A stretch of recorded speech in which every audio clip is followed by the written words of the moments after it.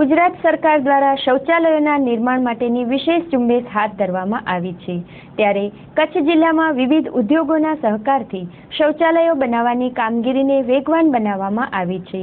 ભુજ તાલુકામાં આવેલ ઉદ્યોગો સાથે સંકલન સાધીને ભુજ તાલુકામાં 100 કરતાં વધારે શૌચાલયોનું નિર્માણ કાર્ય કરવામાં આવેલ છે અને હજી વધારે શૌચાલયો બનાવવાની કામગીરી હાથ ધરવામાં આવી છે। ભુજ મત વિસ્તારના ધારાસભ્ય ડોક્ટર નીમાબેન આચાર્યના જણાવ્યા પ્રમાણે રાજ્ય સરકાર દ્વારા રાજ્યમાં પૂરતી સંખ્યામાં શૌચાલયો બને તે માટે જે કામગીરી હાથ ધરાઈ છે તેમાં કચ્છ જિલ્લાના ઉદ્યોગકારો દ્વારા ઉમદા સહયોગ પ્રાપ્ત થઈ રહ્યો છે। આ અંગે તેમણે ચંચળ ન્યૂઝ સાથે વાત કરી હતી। ભુજ વિસ્તારમાં ખાસ કરીને બંને પશ્ચિમ પછાત વિસ્તાર છે, તો અમે લોકોએ સંકલન કર્યું છે। ભુજ વિસ્તારમાં ઇન્ડસ્ટ્રી બહુ નથી, પણ જે છે એમાં સોલારીસ એગ્રોસેલ તો આપ જાણો જ છો કે ખૂબ સોશિયલ વર્ક કરે છે,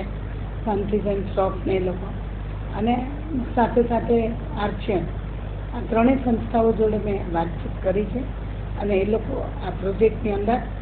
પોતાની કામગીરી કરવા માટે ને તમામ જગ્યાએ શૌચાલય બનાવવા માટે તૈયાર છે।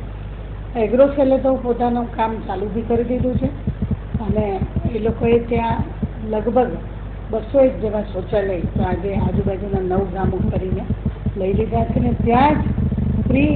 ફેબ્રિક જે બનાવી છે આપણે એ બનાવી પિલરો અને એક પ્રમાણેના બ્લોક બનાવીને એની ફેક્ટરી પણ એ લોકોએ જુદા પાસે જસવાડમાં ચાલુ કરી દીધી છે અને એ રીતે ખૂબ ઝડપથી એ લોકો કામગીરી કરી રહ્યા છે। એ જ પ્રમાણે બાકીની ઇન્ડસ્ટ્રી પણ એની સાથે ઇન્વોલ્વ થાય અને આપણે ટાર્ગેટ છે કે આપણે આ વિસ્તારોમાં તમામ ભુજ મત વિસ્તારના તમામ ગામોની અંદર